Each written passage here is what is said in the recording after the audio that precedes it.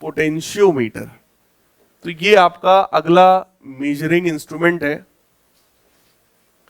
Potentiometer जो होता है ये किसी भी अननोन सेल, जैसे अगर कोई अननोन सेल है तो किसी अननोन सेल में बेटा दो चीजें होती हैं, पहला उसका ईएमएफ और दूसरा उसका इंटरनल रेजिस्टेंस। ये दोनों चीजों को एक्यूरेटली मेजर करने का काम कौन करता है?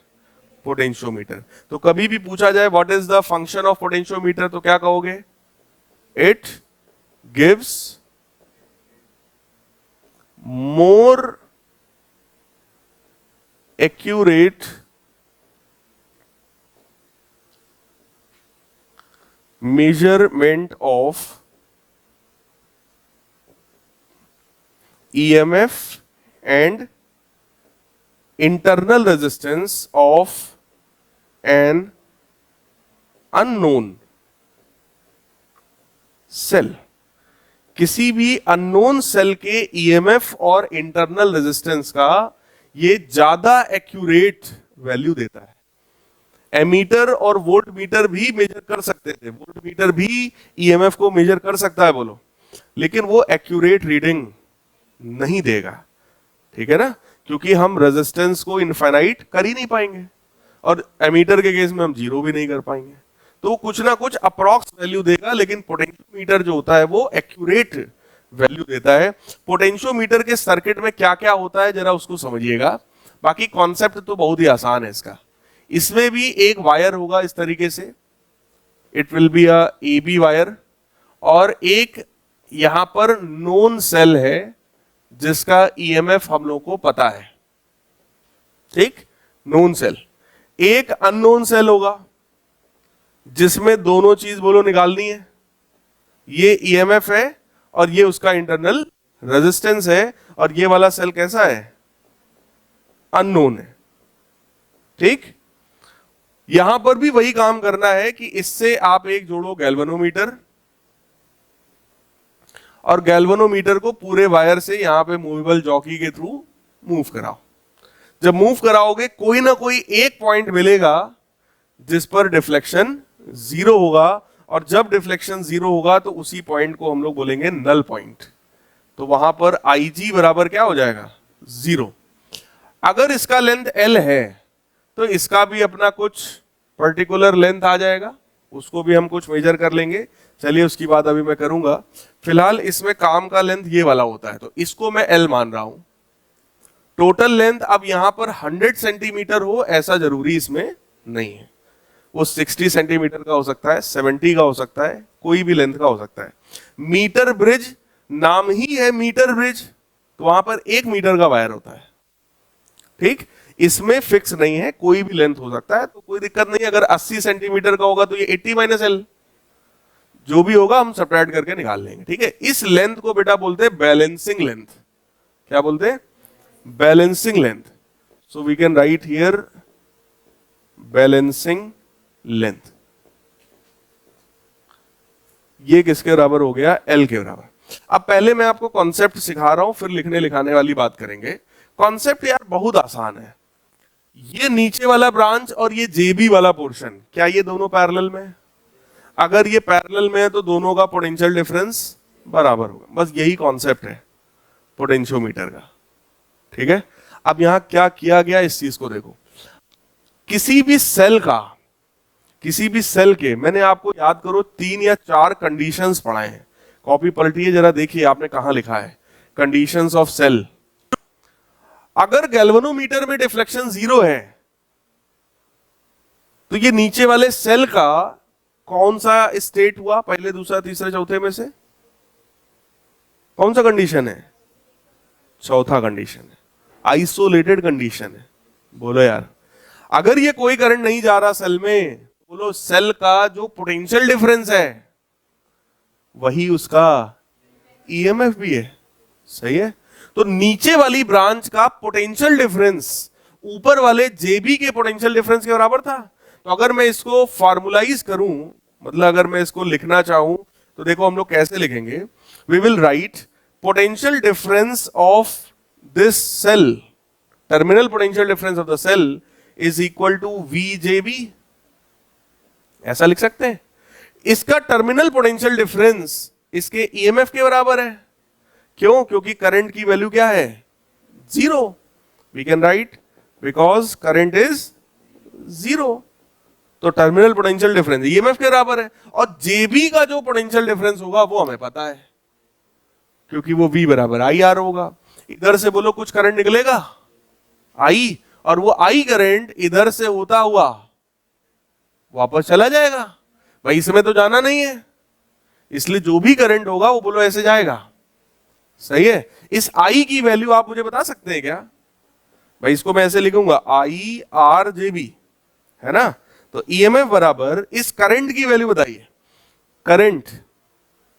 करंट बराबर क्या होता है? Potential difference upon resistance. Potential difference कितना है? E1। बोलो यार। और रेजिस्टेंस किसका होगा? AB वायर का।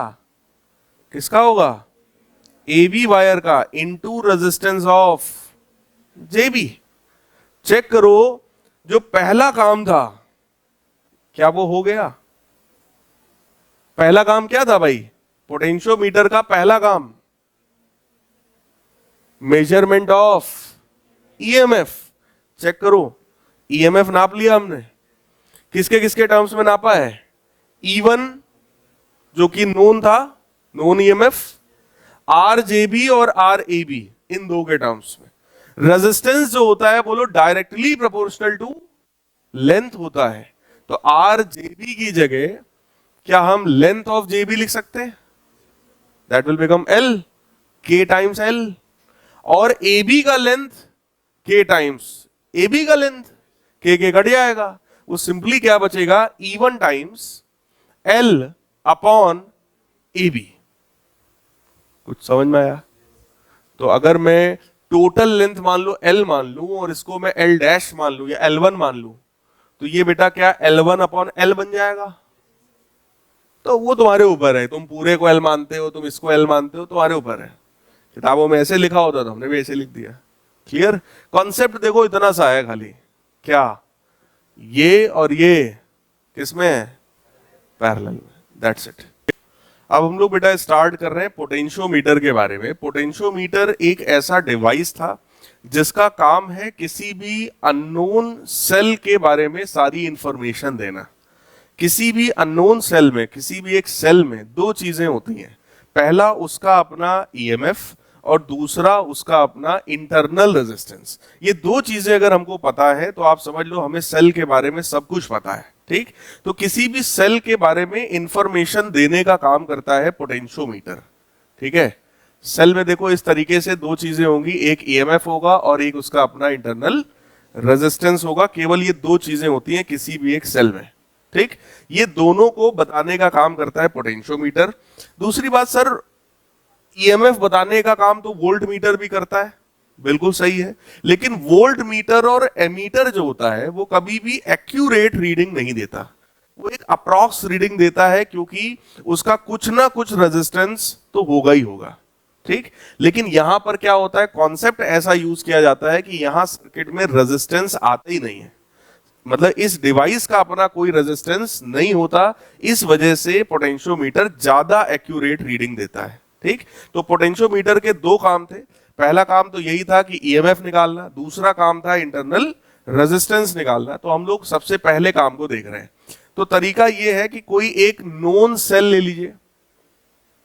ये एक नोन सेल है, इसका अपना ईएमएफ मान लो E के बराबर है, and this is, let us suppose it is known cell. इसका ईएमएफ हमको पता है। एक वायर हो गया इस तरीके से AB वायर।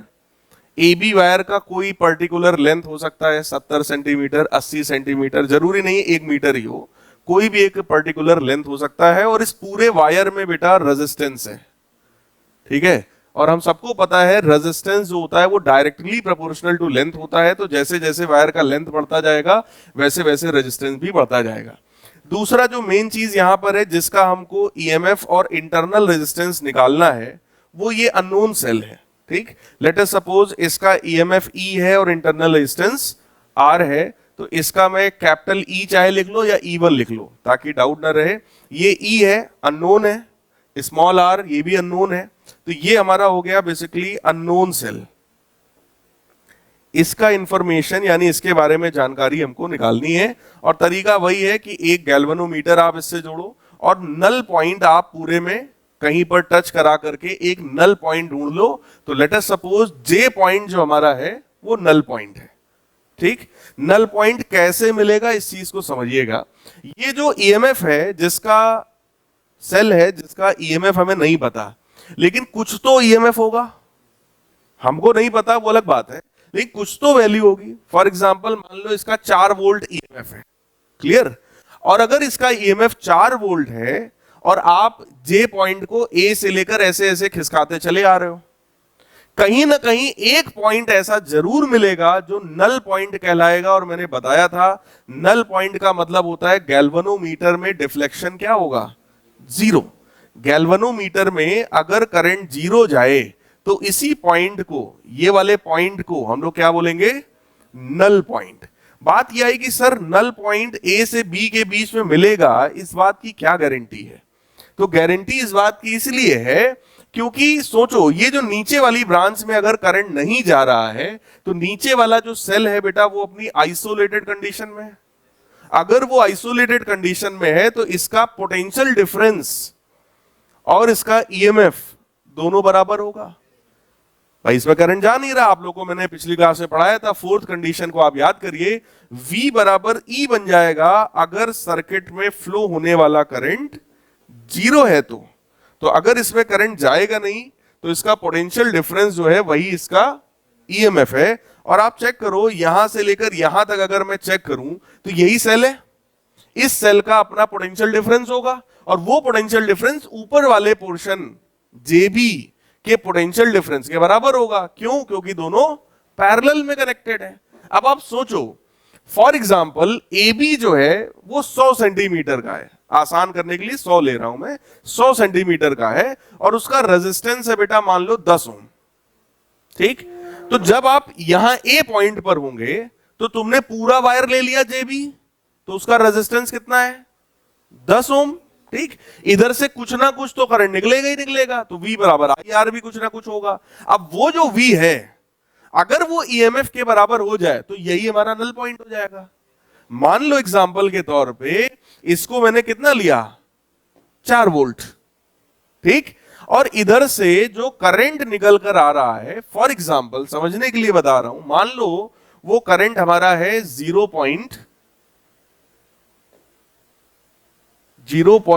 वी कैन से 8 एम्पियर, फॉर एग्जांपल 0.8 एम्पियर। सोचो जब तुम यहां पर कनेक्ट कराओगे जे पॉइंट को, क्योंकि हम लोग तो किसी एक एंड से शुरू करेंगे कि भाई ए से हम या तो खिसकाएंगे या तो बी से खिसकाएंगे, किसी एक तरफ से खिसकाएंगे। मान लो हम ए से खिसका रहे हैं, ठीक, ए पॉइंट पर मैं इसको ले गया, टच कराया। जैसे ही मैं टच कराऊंगा, आप मुझे ध्यान से देख करके बताओ, जेबी ये पूरा हो गया, पूरे का रेजिस्टेंस कितना है 10 ओम, और पूरे में करंट कितना जा रहा है 0.8, तो पोटेंशियल डिफरेंस कितना हो गया 8 वोल्ट। कितना हो गया 8 वोल्ट। क्या वो 8 वोल्ट 4 वोल्ट के बराबर है? नहीं। तो ये बोलो बैलेंस पॉइंट हो ही नहीं सकता। जैसे ही आप यहां पे टच कराओगे ये कुछ ना कुछ रिफ्लेक्शन जरूर देगा। फिर हम 10 से खिसकाते खिसकाते मान लो 9 पे लाए। जब आप 9 पे लाओगे तो अब इसका जो रेजिस्टेंस है वो 10 ओम से घट के बोलो 9 ओम हो गया।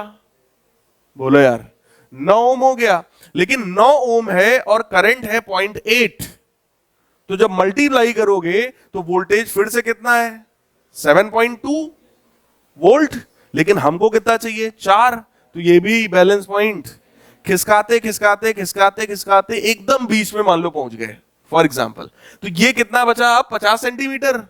50 सेंटीमीटर का रेजिस्टेंस कितना है भाई? पूरे का था 10 ओम, तो आधे का 5 ओम। अगर ये 5 ओम हो गया और करंट आ रहा है 0.8 का, तो बोलो वोल्टेज कितना हुआ 4 वोल्ट। तो 4 वोल्ट ऊपर का 4 वोल्ट नीचे का, बोलो बैलेंस हो गया।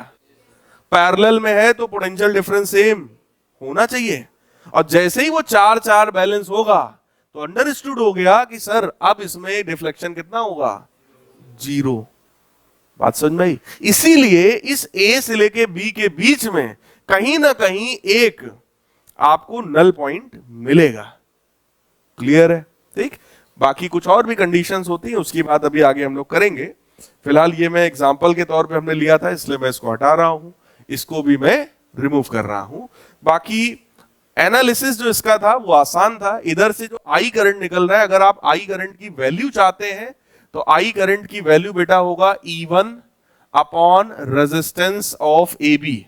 बोलो, E1 upon resistance of A B, क्योंकि यहां से जो भी आई करंट आएगा वो इससे होता हुआ, इससे होता हुआ, यहां से होता हुआ वापस चला जाएगा।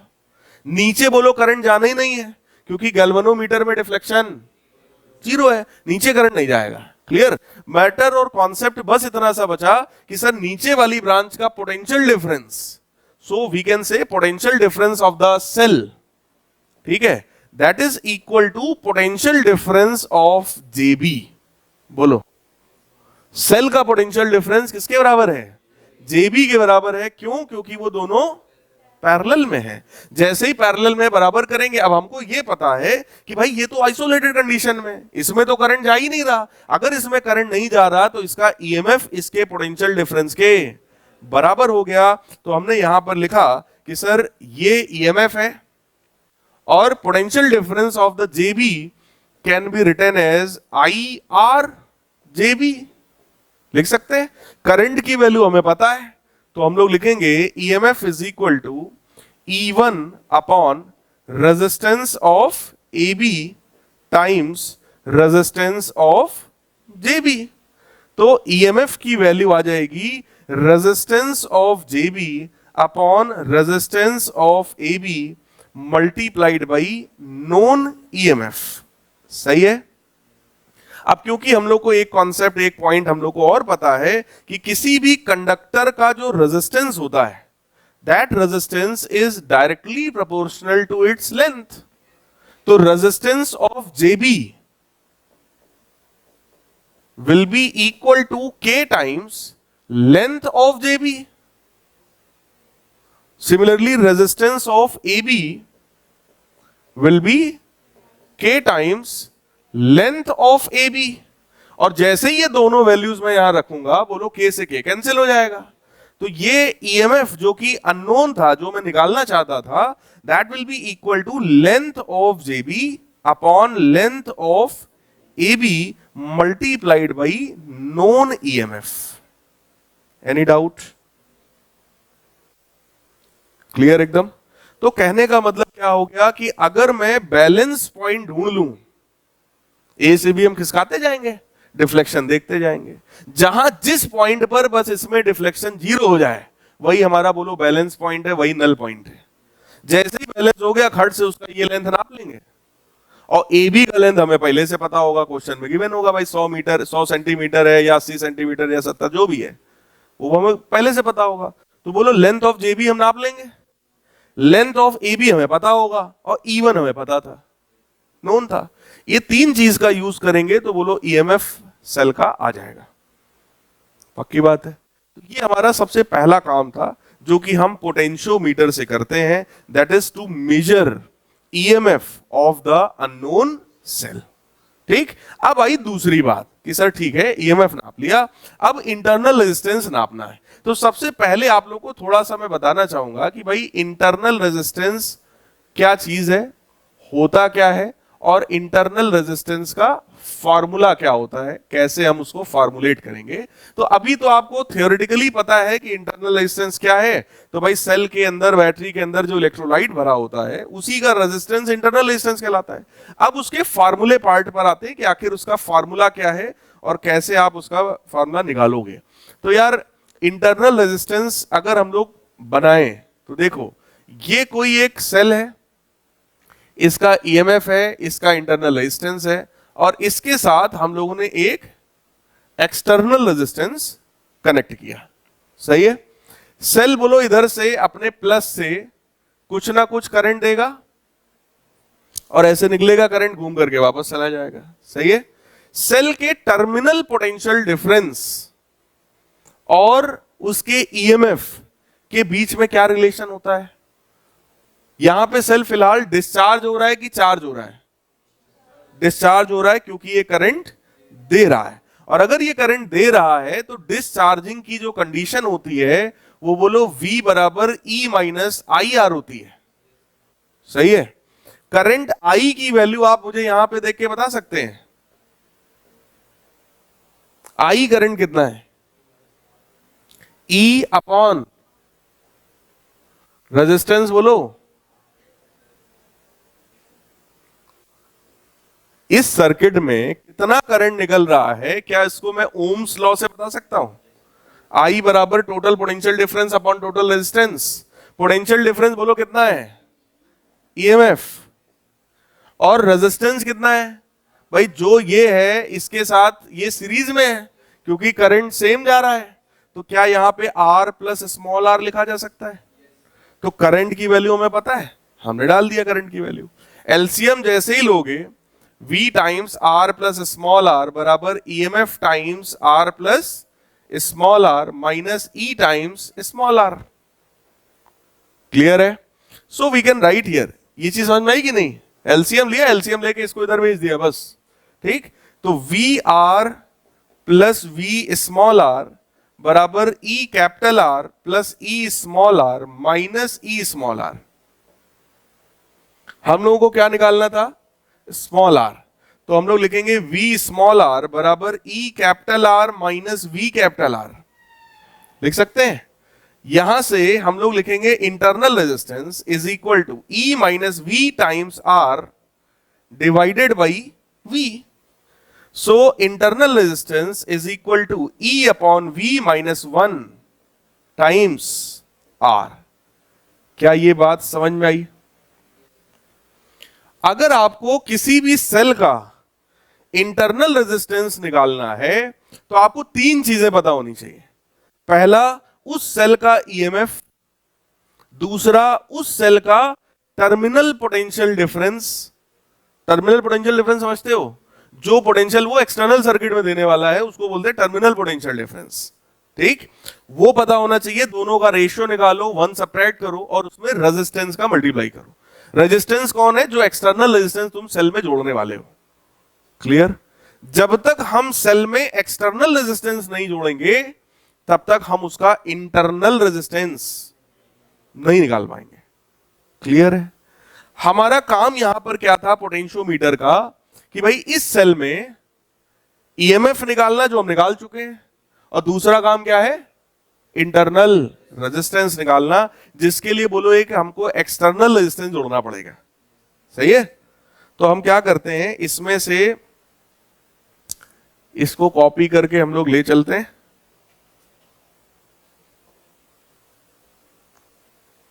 और यहां पर पेस्ट करते हैं। ये देखिए ध्यान से, ये अननोन सेल था हमारा, इसको फिलहाल मैं भी हटा रहा हूं। ठीक, बाकी हम लोग जान रहे हैं कि अननोन है। ठीक, अगर इंटरनल रेजिस्टेंस बेटा निकालना है तो यहां पर बोलो एक एक्सटर्नल रेजिस्टेंस जोड़ना पड़ेगा। बिना इसको जोड़े नहीं हो पाएगा। सही है? और जैसे ही इसको जोड़ोगे बोलो सर्किट डिस्टर्ब हो जाएगा। बोलो यार, ये जो नल पॉइंट जहां तुम्हारा था अब वो वहां नल पॉइंट नहीं रह जाएगा, क्योंकि जैसे ही जोड़ोगे कुछ ना कुछ रेजिस्टेंस तो बढ़ गया ना सर्किट में, कुछ तो आ गया। अगर कुछ भी रेजिस्टेंस में चेंज हो गया तो बोलो करंट वरेंट में कुछ ना कुछ चेंज हो जाएगा। और जैसे ही ये सब चेंज होगा अब हमें नल पॉइंट कहां मिलेगा? किसी जे डैश पॉइंट पर। कुछ बात समझ में आई? भाई जैसे ही जोड़ेंगे कुछ तो डिस्टर्ब हो ही जाएगा ना यार। तो वो जे डैश किसी दूसरे पॉइंट पर अब हमें नल पॉइंट मिलेगा। और अब मैटर क्या है कि जैसे ही मैंने जोड़ा अब ये जे डैश बी जो है now that is in parallel with the cell. सही है?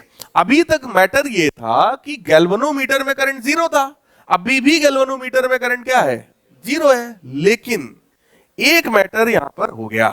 वो मैटर ये है कि अब ये सेल कुछ ना कुछ करंट जरूर देगा, लेकिन वो करंट यहां तक नहीं पहुंचेगा, वो पूरा का पूरा आई डैश करंट नीचे घूम जाएगा, यहां से होते हुए यहां से वापस आई डैश घूम जाएगा।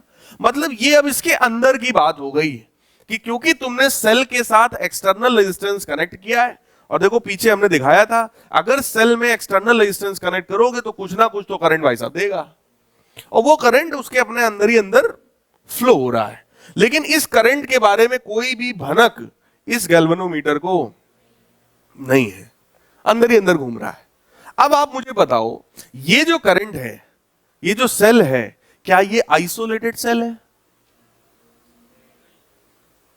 करंट दे रहा है, इसका मतलब इस बार इसका जो पोटेंशियल डिफरेंस है क्या वो ईएमएफ के बराबर होगा? नहीं होगा। बोलो यार, बाकी कॉन्सेप्ट तो वही सिंपल है जो पहले लिखा था कि sir potential difference of the cell is equal to potential difference of J dash B. बोलो यार, यही तो सेम पहले भी लिखा था हमने, चेक करिए। Potential difference of the cell बराबर potential difference of J B. वहां जे था तो जे बी था, अभी जे डैश है तो जे डैश बी हो जाएगा। सही है, पोटेंशियल डिफरेंस। अब आप मुझे एक बात बताइए, इस बार मैं इसको ईएमएफ नहीं लिख सकता, इस बार मैं इसको टर्मिनल पोटेंशियल डिफरेंस लिखूंगा वी। सही है, और इसकी वैल्यू वही होगी I R J dash B, और करंट की वैल्यू बताओ यहां से, ई अपॉन, चेक करो, करंट वही है। बोलो यार, इधर से करंट निकला, इधर से होते हुए ए बी से होते हुए वापस चला गया, तुम्हारा जे किधर है, जे डैश किधर, उसको क्या लेना देना? जब करंट नीचे जाएगा ही नहीं तो करंट का डिवीजन होना भी नहीं है, और इसका इस ए बी से कोई लेना देना। और जब नीचे वाले सर्किट में करंट है नहीं गया तो नीचे वाले सर्किट तुम कुछ भी जोड़ो, हमसे क्या लेना देना? बोलो यार, करंट की वैल्यू पर कोई फर्क नहीं पड़ा आर जे डैश बी, तो ये बन गया बेटा V बराबर R J dash B upon R A B times EMF, या इस सेल का जो था नोन वो हो गया E1। अच्छा E1 लिखा था हम लोगों ने, E1 लिख देते हैं, ठीक है, करेक्ट है। और रेजिस्टेंस प्रोपोर्शनल टू क्या होता है? लेंथ, तो K टाइम्स लेंथ होगा, तो that will be equal to K times length of J dash B upon K times length of AB times E1। K से K बेटा कैंसिल होगा, तो पोटेंशियल डिफरेंस बोलो हमारे पास आ गया, that is length of J dash B upon length of AB times E1। Correct. किसी भी सेल का ईएमएफ हमको पता था, टर्मिनल पोटेंशियल डिफरेंस भी हमको मिल गया, एक्सटर्नल रेजिस्टेंस में आर जोड़ चुका हूं, और मुझे निकालना क्या है? Internal resistance. इंटरनल रेजिस्टेंस का फार्मूला क्या है? E upon V minus 1 times capital R। तो जरा चेक करिए, सेम फार्मूला मैं यहां पर यूज कर रहा हूं। Small r is equal to E upon V minus 1 times capital R। EMF की वैल्यू बेटा क्या थी? ईएमएफ की वैल्यू क्या थी? Length of JB upon length of AB into E1। Length of JB upon length of AB into, तो इसको ऐसा लिखते हैं, length of JB upon length of AB into E1। Potential difference की वैल्यू क्या थी?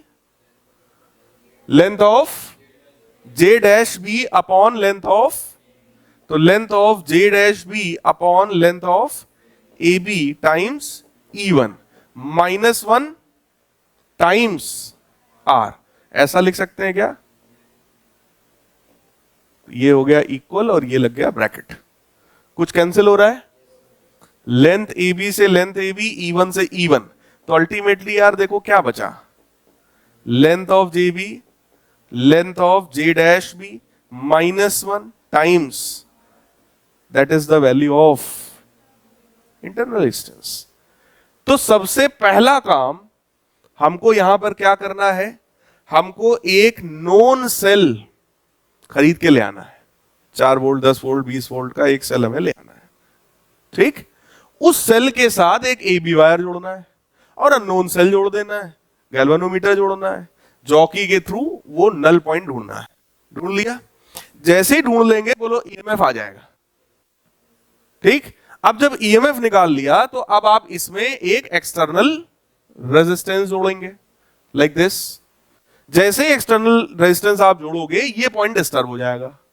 अब फिर से वही काम करो, ए से लेकर बी तक घुमाओ, फिर से वो पॉइंट जे डैश जोड़ो जहां पर ये इसका नया नल पॉइंट आएगा, ठीक। और दोनों की ये लेंथ नाप लेना, जे डैश भी नाप लेना और पहले वाला जे भी हम नाप ही चुके हैं, ठीक। दोनों उठा के जैसे ही हम यहां पर यूज करेंगे बोलो टर्मिनल पोटेंशियल डिफरेंस आ गया। अब टर्मिनल पोटेंशियल डिफरेंस भी हमको पता है, हमको EMF भी पता है, हमको इंटरनल रेजिस्टेंस निकालना था वो भी हमें पता है, क्योंकि लेंथ ऑफ जे भी पता होगी, पहले नाप चुके हैं। जे डैश भी बाद वाली लेंथ है, -1 टाइम्स रेजिस्टेंस। तो क्या पोटेंशियोमीटर का पूरा कॉन्सेप्ट समझ में आया? पोटेंशियोमीटर क्यों बेहतर है? क्योंकि ये एक्यूरेट रीडिंग देता है। क्यों एक्यूरेट देता है? क्योंकि यहां कॉन्सेप्ट है, क्या कॉन्सेप्ट है? पैरेलल में है, पैरेलल में है, पोटेंशियल डिफरेंस बराबर होगा। यहां करंट की वजह से कोई लॉस ही नहीं हुआ। बोलो यार, करंट कुछ भी फ्लो करो, अगर दो चीजें पैरेलल में है रेजिस्टेंस, तो पोटेंशियल डिफरेंस क्या होगा? इक्वल। तो यहां पर कोई लॉस नहीं हुआ, यही इसका मूल मंत्र है, यही इसका मेन कॉन्सेप्ट है। जबकि एमीटर क्या है? एक डिवाइस है। एमीटर को, वोल्ट मीटर को अगर आप सर्किट में जोड़ते हैं तो उसका अपना कुछ ना कुछ रेजिस्टेंस तो होगा। बोलो यार, जैसे एमीटर था, एमीटर में हम चाहते हैं रेजिस्टेंस को बहुत बहुत कम करना, लेकिन कुछ तो होगा, तो सर्किट में कुछ ना कुछ इफेक्ट तो वो डाल ही देगा। तो वो उतना एक्यूरेट रीडिंग कभी नहीं दे सकता जितना ये देगा। समझ में आई बात? अब इसका मैं आपको एक न्यूमेरिकल दिखाता हूं जो कि आपको जेईई मेन या नीट जैसे एग्जामिनेशन में देखने को मिल सकता है। उस क्वेश्चन में देखो क्या कहा गया। अब ऑब्वियस है, अगर कॉम्पिटिटिव एग्जाम का क्वेश्चन है तो कुछ तो वो थोड़ा मोड़ा चेंज कर देंगे, हल्का फुल्का, ठीक है। वो एकदम सेम वैसा क्वेश्चन नहीं बनाते जैसा आप पढ़ के आए हो।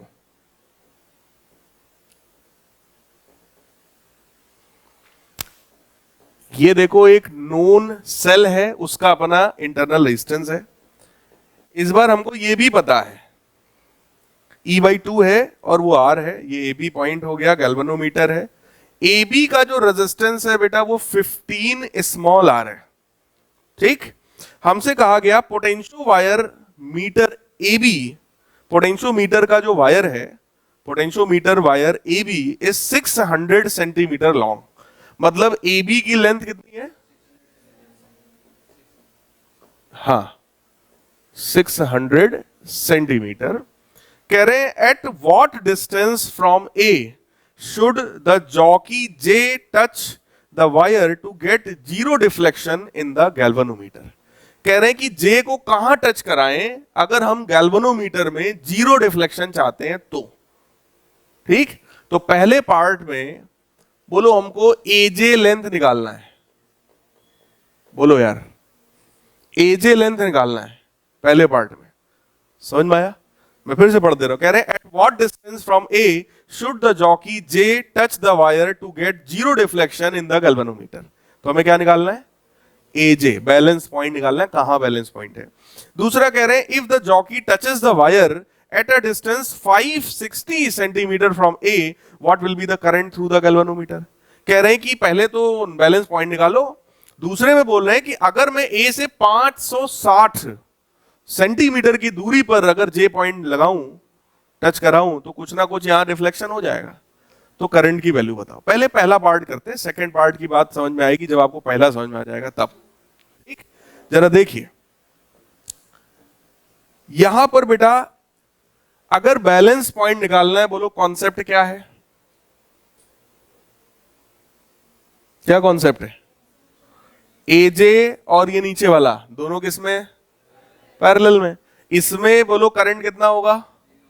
जीरो, बैलेंस पॉइंट है, करेक्ट। कॉन्सेप्ट वही जरा सा है, potential difference of the AJ is equal to EMF of the cell.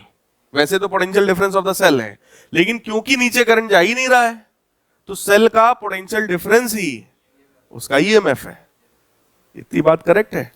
Cell का ईएमएफ बोलो E/2 है, और पोटेंशियल डिफरेंस अक्रॉस एजे कितना होगा ये बता दो बस हमें। एजे के अक्रॉस पोटेंशियल डिफरेंस कितना होगा? आई आर एजे बराबर E/2। बोलो सही है। करंट की वैल्यू बेटा बताओ, यहां से जो करंट निकलेगा उसकी वैल्यू बोलो चलो। E अपॉन है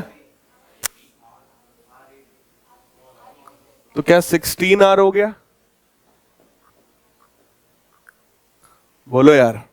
देखो अभी जब हम थ्योरी पढ़ रहे थे तो उसमें ये नहीं था, यही तो चेंज ले आया कि इसको भी लगा दिया। तो ठीक है ना, हमने फॉर्मूला रटा ही नहीं है, हमने कॉन्सेप्ट समझा है। कॉन्सेप्ट ये है कि इसके साथ ये किसमें है? पैरेलल में, तो पोटेंशियल डिफरेंस क्या होगा? सेम। हमने सेम कर रहे हैं। हम करंट निकालना है तो करंट भाई यहां से होता हुआ ए बी से होता हुआ इससे होता हुआ जाएगा, तो ये ए बी और ये आर किस कॉम्बिनेशन में है? सीरीज। तो हमने जोड़ दिया 15R plus R 16R, correct है। Into resistance of AJ. AJ का रेजिस्टेंस हमें बताना है, लिख देते हैं आर एजे बराबर E/2। सही है। E से E कैंसिल और 2 से 16 कैंसिल, 8 आ जाएगा। तो रेजिस्टेंस ऑफ एजे जो है क्या वो 8R हो गया? पूरा रेजिस्टेंस कितना है? 15R। और अभी एजे का रेजिस्टेंस हमें पता है 8R। तो क्या आप लेंथ बता सकते हैं? लेंथ पूछ रहा है ना, रेजिस्टेंस थोड़ी पूछ रहा है। लेंथ बता सकते हैं? कौन सा मेथड लगाएं? Unitary method. कि सर जब 15R रेजिस्टेंस था तब लेंथ कितना था? 600 सेंटीमीटर। बोलो यार। तो जब रेजिस्टेंस 8R होगा तब लेंथ कितना होगा? 600 बटे 15R इंटू 8R। R से R कैंसिल, 15 से 40 इंटू 8 कितना होगा? 320 सेंटीमीटर। बोलो बैलेंस पॉइंट मिल गया। ए से कितनी दूरी पर है? कुछ समझ में आया? ये पहला पार्ट है। बोलो इसमें क्या कठिन है? आएगा तो ऐसा ही आएगा जेई में। जेई में नीट में सेम ऐसे ही कुछ मिलेगा। इसमें कुछ हो नहीं सकता, कुछ है ही नहीं। ज्यादा इधर कुछ रेजिस्टेंस बढ़ा देंगे, इधर बढ़ा देंगे, इधर बढ़ा देंगे, और क्या कर सकते हैं इसमें? कुछ नहीं हो सकता है। करंट का कॉन्सेप्ट वही है, पोटेंशियल डिफरेंस अपॉन रेजिस्टेंस। जैसा रेजिस्टेंस होगा हम जोड़ देंगे यार, जो होगा क्या फर्क। अब ज्यादा और कठिन करना है, इसी के साथ एक और पैरेलल में जोड़ देंगे, क्या मतलब है? ये और ये पैरेलल में, पहले उसको सॉल्व कर लेना, उसके साथ ये सीरीज में आएगा, जोड़ देना। कर पाओगे? अब हमसे सेकंड पार्ट सुनो क्या है। बैलेंस पॉइंट मिल गया, कहां पर है? 320 सेंटीमीटर। अब सेकंड पार्ट सुनो। कह रहे if the jockey touches the wire at distance of 560 centimetre from A से 560 सेंटीमीटर पे अगर मैं ले जाके टच कराऊं तो क्या वो बैलेंस पॉइंट होगा? बैलेंस नहीं होगा। अगर वो बैलेंस पॉइंट नहीं है तो मतलब गैल्वेनोमीटर में फिर कुछ ना कुछ रिफ्लेक्शन होगा, और अगर कुछ ना कुछ रिफ्लेक्शन है तो कह रहा करंट बता दो कितना है। कह रहे हैं what will be the current through the galvanometer. ठीक, अब देखिए इसको हम लोग कॉपी करते हैं और नेक्स्ट पेज पे चलते हैं। ठीक, देखिए इस बार हम लोगों ने इसको 320 पे नहीं वो कराया, ठीक है।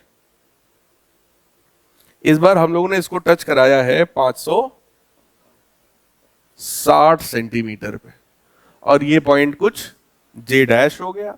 और इस बार गैल्वेनोमीटर में करंट जीरो नहीं है, ठीक, तो मैटर इस बार क्या होगा यार, इधर से आई करंट आएगा, कुछ इधर जाएगा और कुछ इधर जाएगा। मान लो I1 इधर गया या IG इधर गया, I माइनस IG ऊपर गया, लिख सकते हैं ऐसा।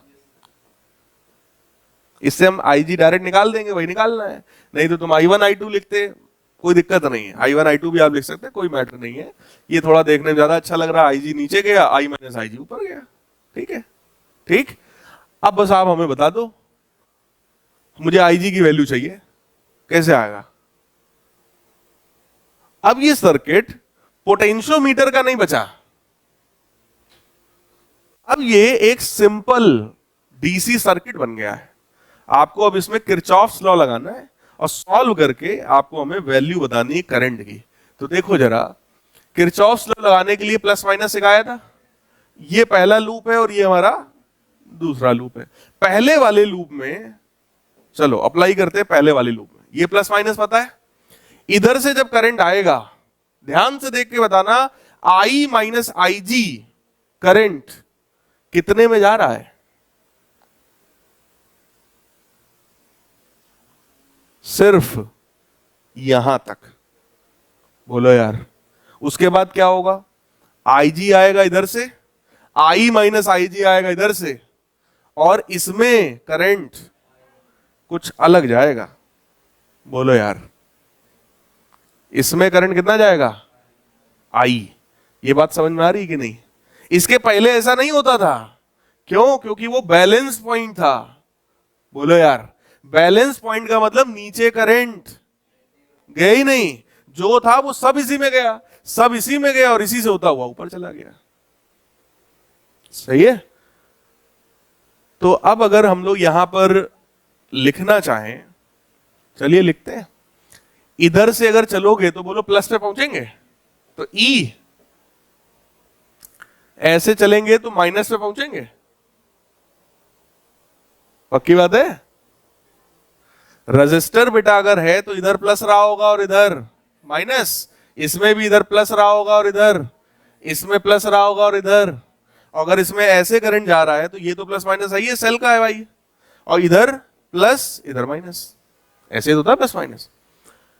इधर से आ रहा है, माइनस में हम पहुंच रहे हैं, तो माइनस IR, करंट कितना जा रहा है, I माइनस IG, और रेजिस्टेंस कितना है, RAJ डैश। सही है। फिर आगे बढ़ो, कहां पहुंचे, minus, current I, resistance RJ dash B। फिर आगे बढ़ो, माइनस, बोलो सही है। कितने लोगों को ये इतना पूरा समझ में आ गया। फिर से बता रहा हूं, किरचॉफ्स लॉ लगा रहे खाली, ऐसे चल रहे बेटा, जिधर पहुंचते हैं उधर का साइन लेते हैं। प्लस पर पहुंचे तो प्लस का E1, नहीं E लिखा है, प्लस का E, ठीक। फिर और आगे पहुंचो, माइनस में पहुंचे तो IR होता है, IR करंट इंटू रेजिस्टेंस। तो करंट इसमें कितना करंट जा रहा है, I माइनस IG, और इतने का रेजिस्टेंस कितना है, RAJ डैश, ठीक। फिर आगे बढ़ो, माइनस में पहुंचे, करंट कौन जा रहा है, I, और रेजिस्टेंस कितना है, J डैश B, तो वो ले लिया। फिर आगे पहुंचे, माइनस में पहुंचे, करंट I है और रेजिस्टेंस R है, तो IR बराबर 0। ठीक। अब नीचे वाले पे बेटा लगाओ इक्वेशन जरा। ऐसे जब चलोगे तो बोलो माइनस पे पहुंचेंगे, तो माइनस का E बाई 2। फिर से आगे बढ़ो, माइनस, करंट कितना जा रहा है, IG, और रेजिस्टेंस कितना है, स्मॉल r। और आगे बढ़ो, किधर पहुंचे, प्लस पर, तो प्लस, करंट कितना है उसमें, I माइनस IG, और रेजिस्टेंस कितना है, नहीं J डैश A,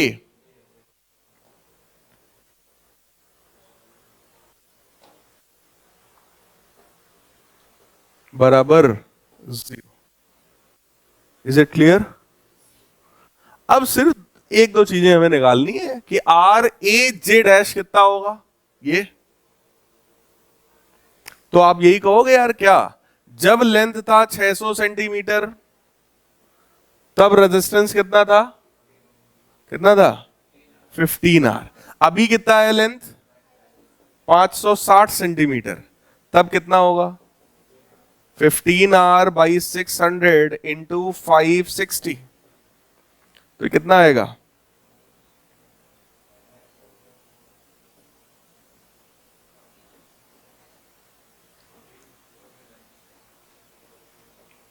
कितना आया 14R। सही है। ये 14R बोलो आर ए जे डैश है, बोलो भाई आर ए जे डैश है, समझ में आया कि नहीं आया, वो लिख लेंगे। तो बेटा आर जे डैश बी कितना होगा, पूरा 15 है, ये 14R है, तो ये कितना है R। तो R मैं इधर लिख रहा हूं, R जे डैश बी की वैल्यू हमें वैसे ही मिल गई, और क्या अननोन है, बस हो गया। आप कर पाओगे। अब ये दो वैल्यूज हम लोग वहां डालेंगे, दो इक्वेशंस हमारे पास हैं, और अननोन भी चेक कर लो, दो ही हैं। कौन कौन अननोन है, आई जी और आई। इन दो इक्वेशंस को यूज करके हमको वैल्यू चाहिए आई जी की। तो चलिए मैं एक बार इसको निकाल के आपको दिखा दे रहा हूं। फिलहाल मुझे ये बता दीजिए कि इक्वेशन बनाना आया कि नहीं आया, ये चीज समझ में आई कि नहीं आई। बाकी अब सिर्फ सॉल्व करना बेटा बचा है। तो सॉल्व करने के लिए काम करते हैं, पहले तो ई का बवाल खत्म करते हैं, ई का, क्योंकि ई का कोई काम नहीं है। इस इक्वेशन में करो तुम 2 का मल्टीप्लाई और ऊपर वाले में जोड़ दो, ठीक। जैसे 2 का मल्टीप्लाई करोगे बोलो ये माइनस ई बनेगा, और जब ऊपर जोड़ देंगे तो दोनों कैंसिल हो जाएगा। अब जो बचा मैं वो लिख रहा हूं, बहुत ध्यान से देखिएगा, minus I G times R A J dash. इसकी वैल्यू रख देते हैं, काहे को कैलकुलेशन बढ़ाए। इसकी वैल्यू कितनी है भाई, इसकी वैल्यू थी 14R। इसका माइनस आई, ये क्या है R माइनस आई आर, ये कैंसिल हो गया, बोलो यहां पर क्या बनेगा 2IGR बनेगा, ये क्या बनेगा +2I माइनस आई जी, और ये क्या है 14R बनेगा। 14R is equal to 0। तो ये देखो 28 है और ये 14 है, घट जाएगा दोनों, 14R times I minus I जी आएगा, आएगा माइनस आई आर और -2IGR बराबर 0। इसको अंदर ले जाओ, 14IR माइनस 14IGR है ना, -2IR माइनस 2IGR बराबर 0। तो ये और ये 12IR और ये 16IGR बराबर 0। पूरी इक्वेशन में से बेटा R कॉमन लेके कैंसिल हो जाएगा। अब ये बचा 12I is equal to 16IG है ना, तो इसको मैं 4 से कैंसिल कर सकता हूं, तो बनेगा 3I इज इक्वल टू 4। सही है। हमको सिर्फ चाहिए था IG, लेकिन I के टर्म्स में हम बता नहीं सकते क्योंकि I भी अननोन है, ठीक। तो इसकी वैल्यू को उठाकर आप किसी भी एक इक्वेशन में डाल दो, तो चलो इसमें रखते हैं, ठीक। सेकंड वाली इक्वेशन में मैं लिख रहा हूं, ध्यान से देखिएगा, -E/2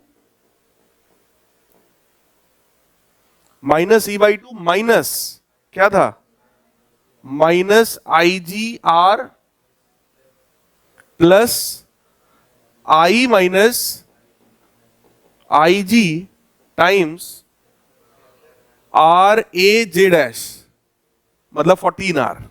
बोलो भाई 14R बराबर क्या था? 0। तो minus E by two minus इसको एज इट इज रहने दो आई जी आर प्लस आई की जगह मैं क्या लिख सकता हूं? 4IG/3 लिख सकते हैं। तो 4IG/3 minus I G times 14R बराबर 0। तो ये बनेगा minus E by two minus I G R. ये क्या बनेगा बेटा? IG/3 है ना? IG/3 इंटू 14R बराबर 0। ठीक, IGR ये है, IGR ये है, और ये E/2 जाएगा उधर। ये है 14/3 और ये है -1। 14/3 -1 करोगे तो क्या 11/3 आएगा? तो 11/3 IGR बराबर E/2। तो बोलो यहां से IG कितना आएगा? ये तो निकालना था। IG कितना आएगा? 3E/22।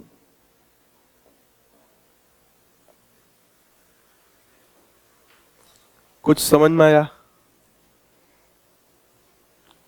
ये देखिए आंसर क्या है?